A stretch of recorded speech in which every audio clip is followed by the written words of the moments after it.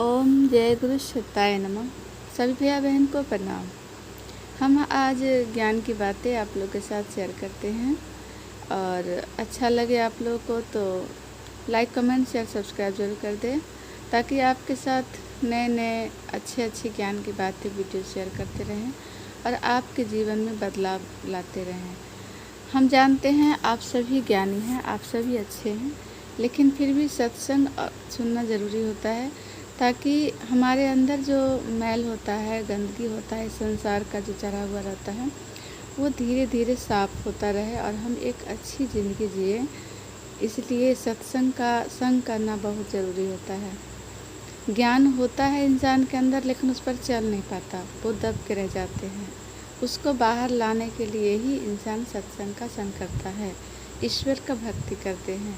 इसी बात पर हम कुछ चर्चा आपके साथ कर रहे हैं कि हर इंसान भगवान का ही अंश है। फर्क इतना है कि किसी में देवत्व जाग जाते हैं, किसी में दैत्य जाग जाते हैं। जिसमें देवत्व जाग जाते हैं वो देवता की तरह जीते हैं, उनमें हर भाव देवता के समान होते हैं, और जिसमें दैत्य जाग जाते हैं उसका भाव राक्षस की तरह होते हैं। सब भगवान के ही संतान हैं, पर अपना अपना कर्म से सबका स्वभाव का नीति बदल जाते हैं।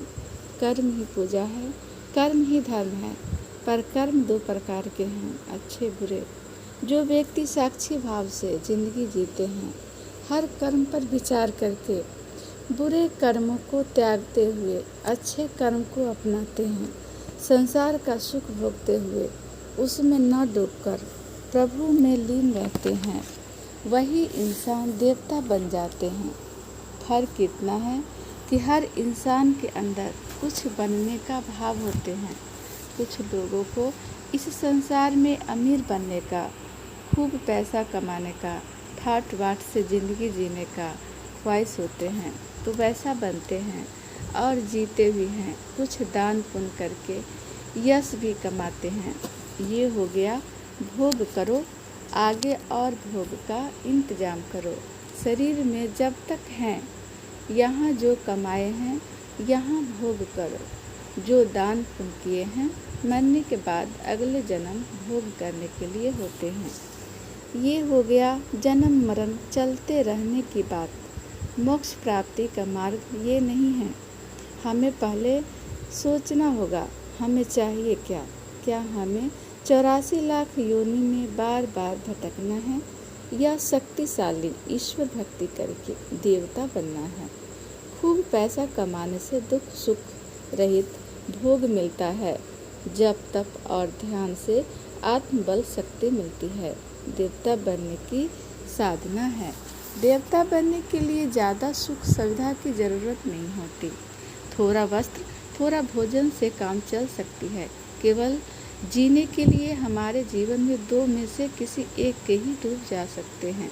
या तो भोग में डूबो, नहीं तो योग में डूबो। भोग में डूबेंगे तो बार बार जन्म मरण लगा रहेगा, कर्मों से बंधे रहेंगे, दुख सुख मिलता रहेगा।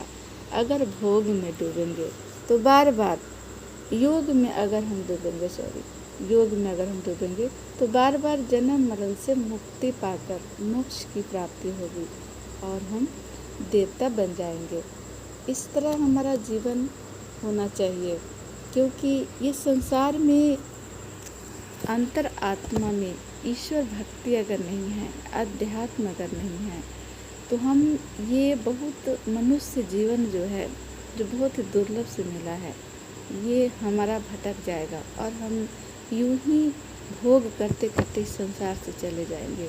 इसलिए कोई गुरु मंत्र लेकर के आप अपने जीवन को बदले, देवता बनिए।